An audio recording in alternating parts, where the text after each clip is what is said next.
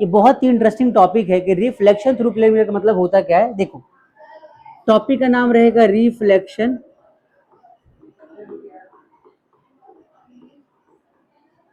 Through plane mirror. इसका मतलब क्या होता है आप समझो एक बार। देखो, जो भी हमारा मिरर होता है ना, मिरर, अब हम सपोज करते हैं कि हमारे पास एक मिरर है 2D में। ये हमारा एक मिरर है, ठीक है, ऐसे। और हमने इसको क्या कर दिया, यहाँ से थोड़ा पॉलिश कर दिया। देखो, मिरर बेसिकली ग्लास ही होता है, उसको पॉलिश किया जाता है। और जिस साइड से पॉलिश करते हैं उस साइड के अंदर आपको दिखाई नहीं देता है, उसके इधर आपको दिखाई देता है, उसकी इमेज बनती है। कैसे बनती है समझते हैं। अब देखो, मान लो कि एक पर्सन, एक ऑब्जेक्ट है ए, मैंने एक ऑब्जेक्ट यहाँ बनाया। अब इस ऑब्जेक्ट के ना हर पॉइंट से रेज यहाँ तक जाएगी, हर पॉइंट से रेज क्या होगी, यहाँ तक जाएगी। ऐसे भी रेज आएगी यहाँ तक, ऐसे भी जाएगी, थोड़ा सा इसको पीछे कर दो, ऐसे ऐसे जाएगी, ऐसे भी जाएगी, ऐसे भी जाएगी। मतलब हर पॉइंट से ना रेज हमारी जा रही होंगी स्ट्रेट। जो स्ट्रेट जाएंगी उसी चली जाएगी, कुछ नहीं होगा इनका। लेकिन कुछ रेज हमारी ऐसी भी तो होंगी जो ऐसी आ रही होंगी, ऐसी आ रही होंगी। बात समझ में आ रही है? कहाँ आ रही होंगी? ऐसी आ रही होंगी। तो यही बनाती है इमेज। क्या बनाती है? इमेज। कैसे? अब जिस पॉइंट से मैं अगर थोड़ा इसको अच्छे से बनाऊं अगर, तो ये मान लो कोई पॉइंट है और इस पॉइंट से क्या हो रहा है, इस पॉइंट से एक रे हमारी ऐसे जा रही है और रिफ्लेक्ट होके यहाँ पे ऐसे आ जा रही है। तो ये गई और रिफ्लेक्ट होके यहाँ पे आ गई। अब इसको अगर हम पीछे डाइवर्स करते हैं तो जिस पॉइंट पे मिली है ना, उस पॉइंट पे इसकी इमेज बन जाएगी कुछ ऐसे।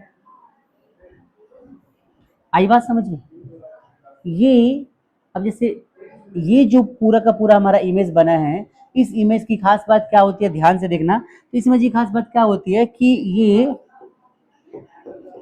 यहां से यहां तक के डिस्टेंस को हम बोलते हैं u, और यहां से यहां तक के डिस्टेंस को क्या बोलते हैं, v। और खास बात क्या होती है कि u जो होता है बराबर होता है v के। आई बात समझ में?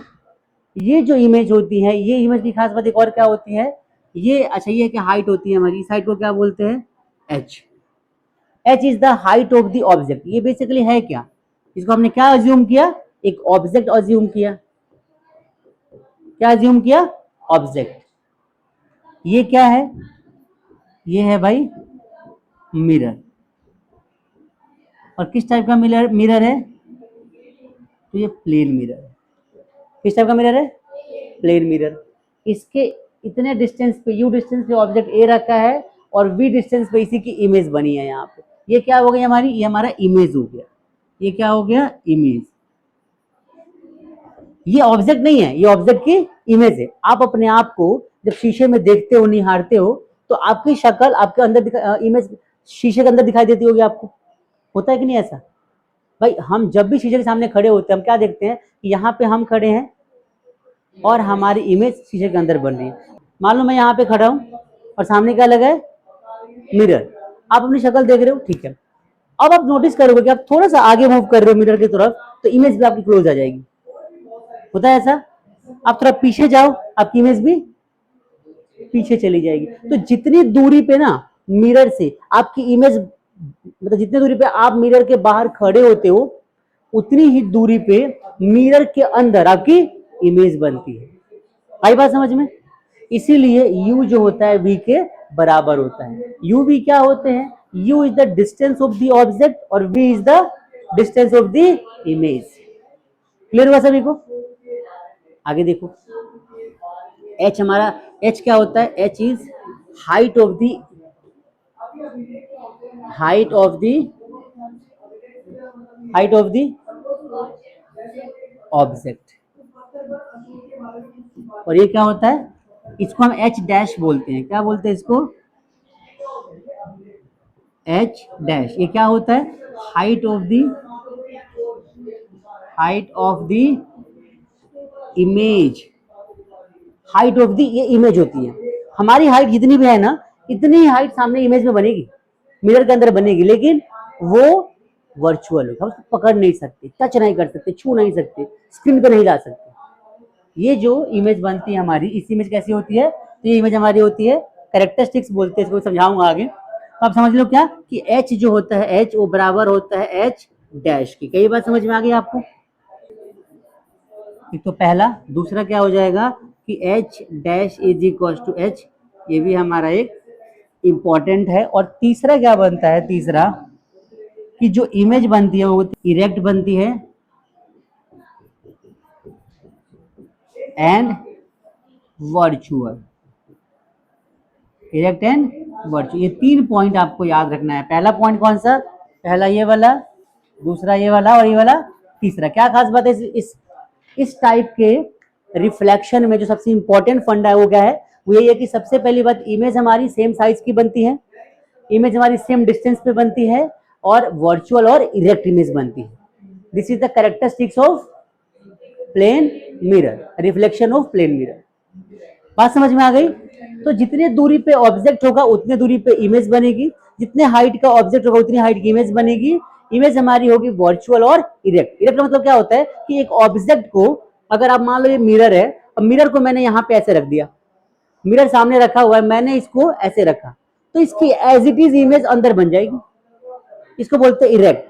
लेकिन वर्चुअल की बात करूं तो ऐसे रखूंगा मैं, और अगर मैं बात करूं इन्वर्टेड की, तो सामने मिरर है, मैंने यहाँ पे रखा इस ऑब्जेक्ट को ऐसे, इसकी इमेज बन जाएगी ऐसे। इसको बोलते हैं इन्वर्टेड इमेज, उल्टी इमेज का होना। आई बात समझ में? ऐसे रखा है, इमेज कैसे हो जाएगी? ऐसे। इसको बोलते हैं इन्वर्टेड। लेकिन ऐसे रखा है और इमेज भी ऐसे ही बने, तो उसको क्या बोलते हैं?